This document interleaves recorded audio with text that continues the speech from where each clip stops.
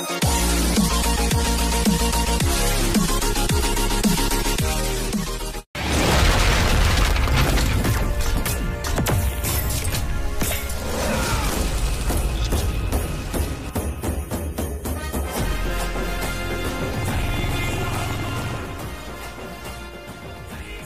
Friends, power star Puneeth Rajkumar ಅಭಿನಯದ ಅಂಜನಿ ಪುತ್ರ ಚಿತ್ರದ ಟ್ರೈಲರ್ ಬಿಡುಗಡೆಯಾಗಿದೆ.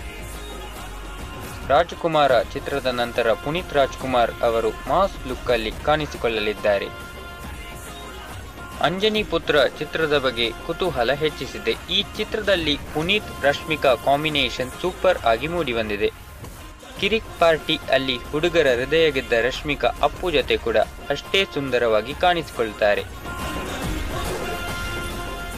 ಈ ಚಿತ್ರದಲ್ಲಿ ನಟಿ ಹರಿಪ್ರಿಯವು ಹಾಡೊಂದರಲ್ಲಿ ವಿಶೇಷ ಪಾತ್ರದಲ್ಲಿ ಕಾಣಿಸಿಕೊಂಡಿದ್ದಾರೆ. ಮೊದಲ ಬಾರಿಗೆ ಅಪ್ಪು ಚಿತ್ರಕ್ಕೆ ರವಿ ಬಸ್ರೂರು ಅವರು ಟ್ಯೂನ್ ಹಾಕಿದ್ದಾರೆ. ಈ ಬಿಗ್ ಬಜೆಟ್ ಸಿನಿಮಾವನ್ನು ಎ ಹರ್ಷ ಅವರು ನಿರ್ದೇಶಿಸಿದ್ದು, ಎಂಎನ್ ಕುಮಾರ್ ಅವರು ನಿರ್ಮಿಸಿದ್ದಾರೆ.